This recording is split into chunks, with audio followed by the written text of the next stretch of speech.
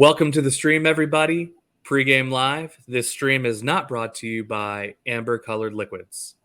So first up on the list is Red Bull, our friends at Red Bull. And as we promised, we're going to jump right into the more tasty tidbits. Frankly, there aren't that many, but we'll jump right in. Let's go for it.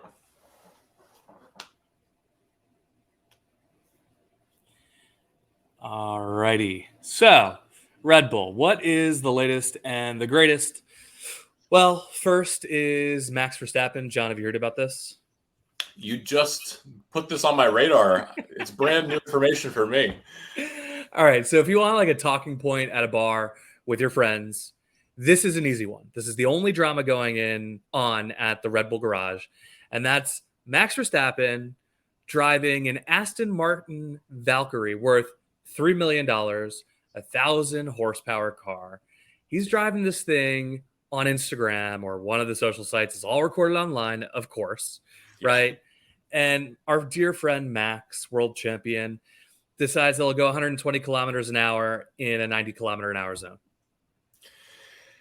I mean, unprecedented. I've never heard of someone, including myself, breaking the speed limit like that before. Oh, I know. 20 miles an hour over the speed limit? For one of the fastest drivers in history. That's unthinkable. I can't imagine that being the case. Too crazy. So that's literally it. There are like rumors going around the internet about Max going to jail and facing prosecution. And I mean, come on. Listen, this is coming from the guy who started competing in F1 before he had a driver's license. No. This guy has lived a totally different life from people like you and me, man. I just bless his heart. True that. So anyway, that's the news about Max. There's no there, okay? And then the second piece of news is actually a little bit more heartwarming, and that is that Sergio is announced coming back. You know how I feel about this one. I'm conflicted. I'm more conflicted than most, I think, on this topic. Why? What's there to be conflicted about? Okay. Well, first of all, I got to give credit where credit's due. Sergio absolutely drove for his life to get into that Red Bull second seat, and his race win to secure that with Racing Point was a remarkable drive. Highlight of his career for sure. And then he put on one of the greatest defensive demonstrations in the history of the sport by keeping Lewis Hamilton behind, which really was instrumental in allowing Max Verstappen to win in Abu Dhabi 2021. All that being said, there's a but after all of that? His form this year, I think, is unarguably poor. And if we were looking at comparable second seats, we look at the struggles Daniel Ricciardo had behind Lando Norris. We look at, for example, Lance Stroll's falling behind the pace of Fernando Alonso.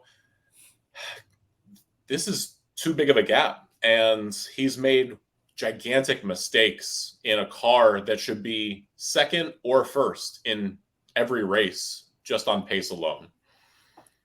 Here's what I gotta say. I am a huge Checo fan. I love the guy. I think he's one of the nicest guys in the sport, bar none. Just a heart of gold. He's got all kinds of foundations and work that he does back at home in Mexico. Like literally heartwarming story, man, of golden goodness. He is so wholesome. And I'm just glad that he's going to keep a seat in the sport. That's really what it boils down to. He was so wholesome after the Monaco race win last year when he was on those yachts and without his wife till all hours of the evening. I mean, listen, he had a great time. If I won Monaco, I think I would want to party it up too. I totally get it. All I'm saying is Sergio's pace and the mistakes that he's made in a legendary car are pretty catastrophic. And honestly, I'm surprised. I mean, Nick DeVries got the boot in half a season. In fact, less than half a season. Sergio getting an extension based on his performance right now, to me, just confirms how confident Red Bull are going into 2024. The whole They, line with Max. Well, basically, Max came out saying, what was it, 3 races ago that he could win the whole drivers' championship or the constructors' championship on his own? yeah, Arguably yeah, true. absolutely true. Absolutely. I don't think that Red Bull need a second driver right now to No, they win don't. for the constructors. However, I still would love to see another driver behind Max, be it Yuki, be it Daniel Ricciardo, be it Liam Lawson. Honestly, Liam is my choice. That's who I'm Well, gunning for. But we'll get to this in a separate video, which everybody should watch. cheers. Cheers to that. No, but they're also looking at Lando, right? Helmet hasn't been so discreet about looking at Lando. So this True. whole like giving Sergio like the thumbs up, they're kind of giving him the thumbs up and then fingering him at the same time. It's like, give me a break, man. You're basically telling him that, like, yeah, your job is secure. Oh, also, we're looking at Lando. We're looking at X, Y, and Z. It's like, come on, give the guy a break. But we need not beat the dead horse. I think we can just go to how the season has gone so far for Red Bull. And I think unless you're like literally, quite literally living under a rock at this point. I mean, those standings in front of you, they speak for themselves. Yeah. Well, I mean, listen, I totally understand it from Red Bull's perspective right now. They are running away with the constructors. Max Verstappen is dominating the drivers, right?